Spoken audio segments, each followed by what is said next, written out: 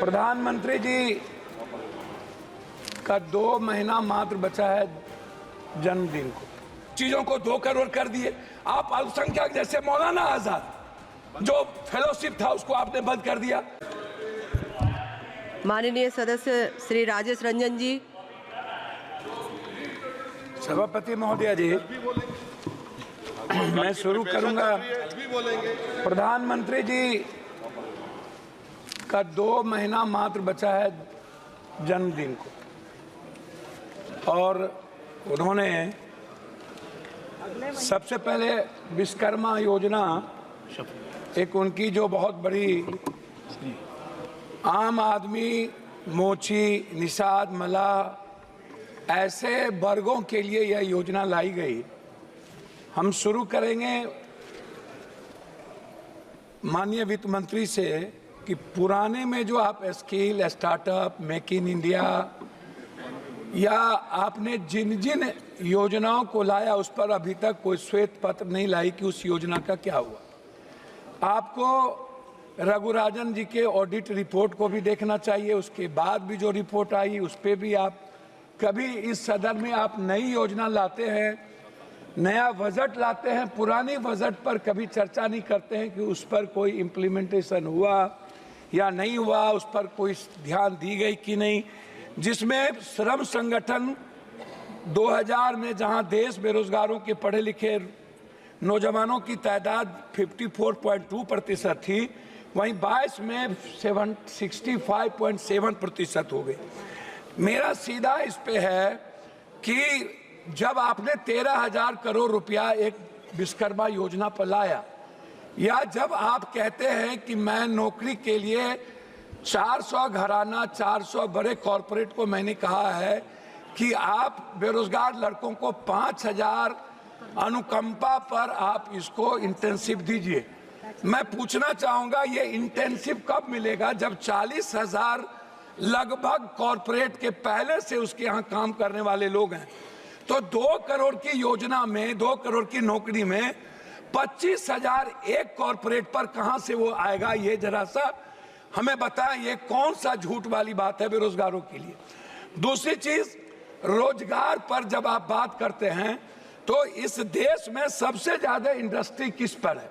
वो है food processing पर, वो है पर्यटन पर, वो है टेक्सटाइल पर, बुनकर पर, वो है कालीन पे।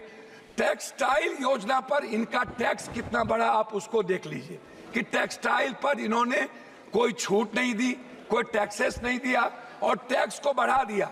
जब हम टेक्सटाइल को बढ़ावा नहीं देंगे तो रोजगार कहां से डेवलप होगा?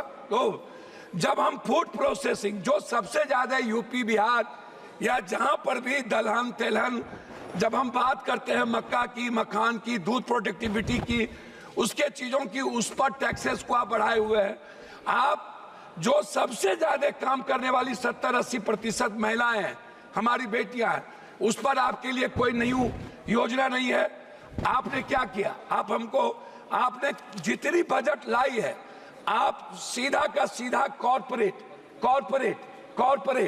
लेकिन जब हम बात करते हैं जो आम आदमी से जुड़ा हुआ है, जिसको सब लोग कह रहे हैं, इवन मंत्री जी हमारे गडकरी साहब ने भी जो हेल्थ से जुड़े 18% जीएसटी की बात की। हम अस्पताल को फ्रीडम दे रहे हैं, लेकिन जो आम आदमी की दवाई है, उसका जो इक्विपमेंट है, अल्ट्रासाउंड है, सीटी स्कैन है, एमआरआई है या जांच का विषय है, उस पर हम बोझ डाल रहे हैं। तो आम आदमी को कहां से बेनिफिट मिलेगा? अभी सबसे बड़ी बात क्या है, बैंक की जब बात आती है सभापति महोदया, तो बैंक क्या करती है? हमारे यहाँ बिहार में 100-200 रुपया वाला गरीब लोग बाहर में काम करते हैं, वो बैंक को 100-200 रुपया, 1000 रुपया भेजता है। बैंक मिनिमम बैलेंस के लिए 1000, 5000, 7000 रुपया काट लेता है। अब आप बताइए, क्या आपने इसको रोकने का कोई प्रयास किया कि बैंक उस पैसे के, जो मिडिल क्लास और गरीब का पैसा है, जो बाहर से अपने माँ बाप को भेजता है, वो पैसा ना काटे? ये इस पर आपने कभी चर्चा की कि बैंक जिस तरीके से आज बैंक आपका बैंक आपको कितना पर लोन देता है? आपने बैंक को क्या बेनिफिट दी? या बैंक को आपने क्या कहा? जो बांग्लादेश में आज जो मोहम्मद यूनुस को वहां बनाने की मांग उठी, क्यों उठा? उसका कारण क्या था? उसके सबसे बड़े कारण थे कि उन्होंने बैंकिंग सेक्टर को आम लोगों के लिए उसके लिवलाइज उसको लोन का उसके ब्याज और उसकी सूद को कम किया। लेकिन क्या मिडिल क्लास कोई गरीब आदमी कर सकता है?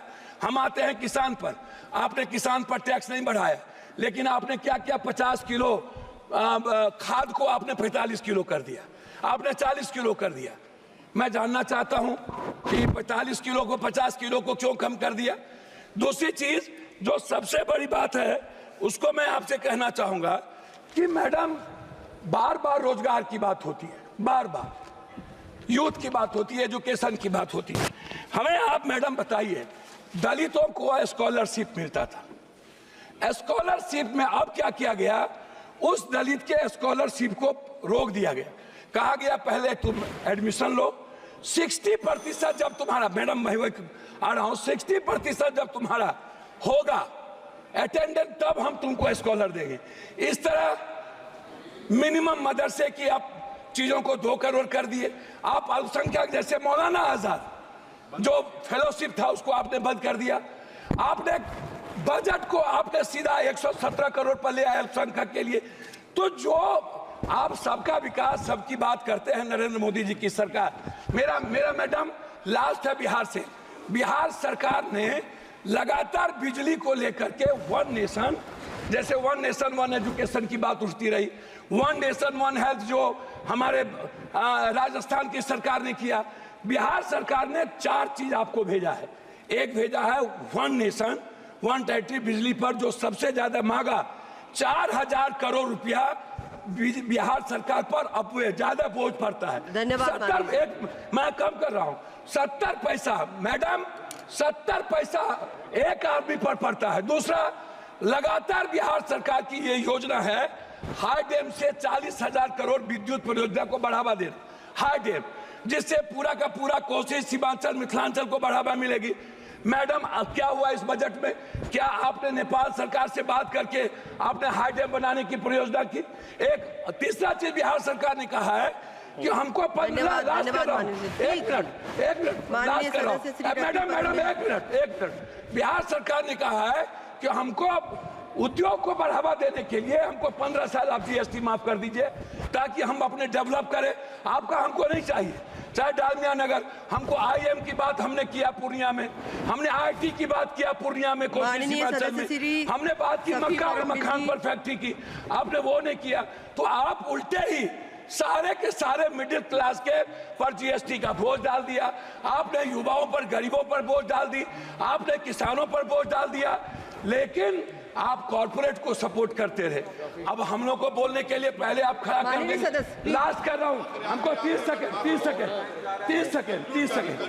हम 30 सेकंड के लिए कंप्लीट। मेरा आग्रह ये है कि कम से कम बिहार के लिए मेरा आग्रह आपसे है कि विशेष पैकेज, विशेष राज्य की बात हमारे मुख्यमंत्री करते रहे हैं, हम लोग मिलकर विशेष पैकेज वाटर, पर्यावरण और जलवायु और पर्यटन, सबसे विशेष पैकेज हम कोसी सीमांचल के लिए विशेष पैकेज की मांग करते हैं ताकि मक्का और मखान पर आधारित फैक्ट्री को डेवलप करें।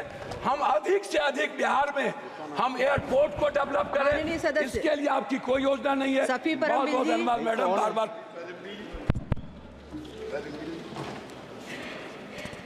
Thank you.